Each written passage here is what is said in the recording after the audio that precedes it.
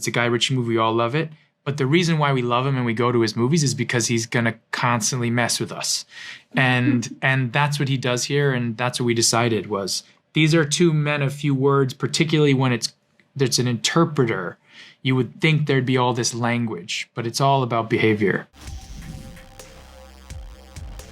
Hi, guys. Hi, Devin. Hi, Devin. Nice to meet you. Nice to meet you, too. So just to dive right into things, the relationship your characters have is so unique.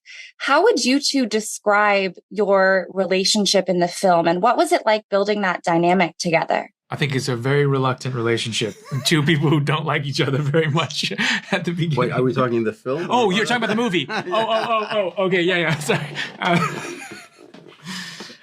No, yeah. I mean, obviously, in real life, we have it very easy, and it's wonderful. I love this guy. But in the movie, they are very from different backgrounds. They're thrown in this situation together, and the wonderful thing about this is, and this is all up to Guy Ritchie. It's very unsentimental.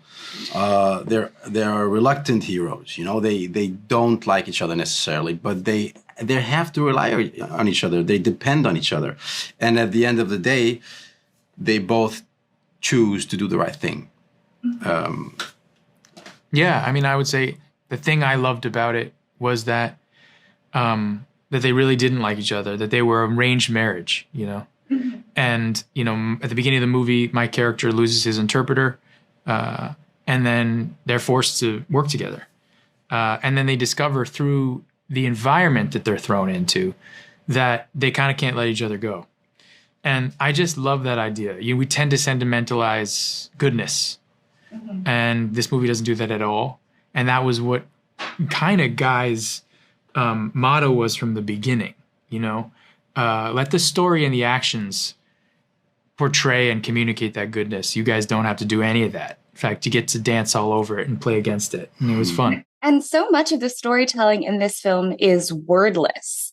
What was it like trying to convey this sort of emotional evolution, often completely unspoken? Oh, it's great not to talk. Yeah. I think that's much more close to real life, really, than it is, because, you know, movies. When you watch a lot of movies, you kind of get used to a certain kind of language that the movies talks to an audience. But Guy totally went away from that, which we both loved, because in real life, you always laugh or cry despite of yourself. You never do it on purpose. And that's how it is in this film. You don't want to show your emotions. You just have to do it through the actions, and because you are who you are, and your moral compass is what it is, and you kind of have to do stuff despite of which way the wind is blowing around you.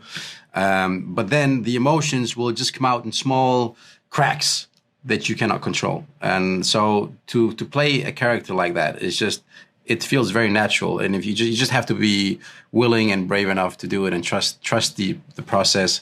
And working with Guy Ritchie, and arguably one of the best actors of our generation, makes that easy. I told him to say that, and I'm glad he did. He sent me a text. I will say that I do think that we discovered early on that it was a Western, you know, and that was interesting for Guy, who's a very, very verbal writer and a very verbal director through most of his movie making. You know, there are these big, long speeches and often filmed with a lot of expletives. And in this, I think it was interesting to experiment with him, a different style. And that's what makes him so fun, is you would think he has a style, and he does. It's a Guy Ritchie movie. We all love it.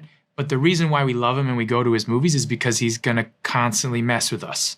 And that's what he does here. And that's what we decided was these are two men of few words, particularly when it's an interpreter. You would think there'd be all this language, but it's all about behavior. Thank you so much for taking the time to talk with me today. Have a great rest of your day, guys. Same to you. Thank you.